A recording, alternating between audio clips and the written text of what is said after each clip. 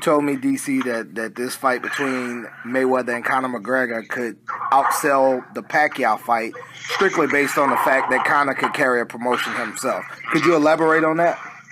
Well, Manny was a big pay-per-view draw, but Manny Pacquiao's pay-per-views weren't consistently a million, 1.3 million and a half buys, man. Mm-hmm. That's Conor McGregor all day, I say because of this fight happening proves that Conor McGregor is the best promoter in fight sports that we've seen in a really, really long time. Mm-hmm. And you think the fact too that Pacquiao's not the biggest talker, that maybe some pay-per-views was left on the table. Well, he's not the best. He's not the biggest talker. English is obviously not his first language, so sometimes things can get lost as he's delivering his message. Mm-hmm. Conor's brash, man. Conor's clear. Conor, everything he wants to get across to you, you will get clear and concise. That's what he is. I mean, honestly, man, there is no talker like Conor McGregor. Floyd's always been the guy to have to carry a promotion every time he fought. Mm-hmm.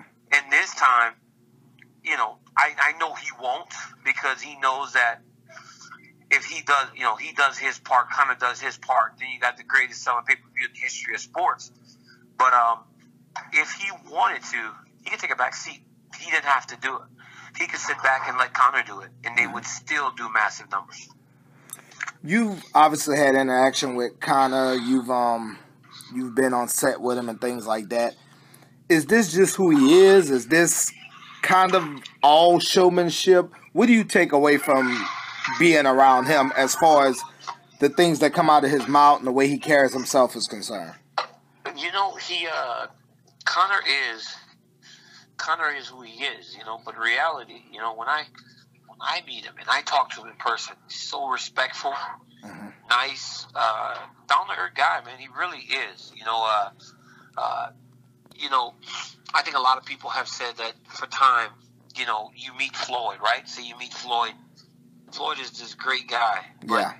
But the persona is what the public sees. So people believe the persona is really who he is. And then at times, they start to live the persona, mm-hmm. And, I think Conor lives the persona a little bit more today than he did back then, but still down to earth, very respectful. And the one thing you get from Conor when you're in contact with him personally, he's a fan of the sport more than you would think from just kind of watching from afar. He really does like the sport of mixed martial arts. And DC, you're a huge boxing fan. I mean, huge Yes. boxing fan. Obviously, your job is in mixed martial arts. Being that you've been on a fan of one side of the spectrum and you're a world champion on the other side, how crazy is this for you that this fight is happening? Unbelievable. I never thought that this fight would come to pass. Now, Pete, the thing is, that's why I say Conor's the greatest promoter of all time, because how did he do this? Yeah. How did a guy... Because truth of the matter is, Floyd had to listen for this to happen, mm-hmm. right? Mm-hmm. Floyd had to take notice. Like, how did Conor McGregor, a mixed martial arts guy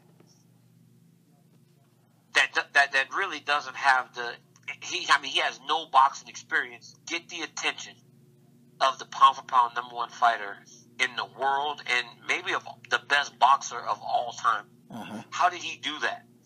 That's why I say he's the greatest promoter of all time. I mean, this guy, he managed to get Floyd Mayweather to fight him.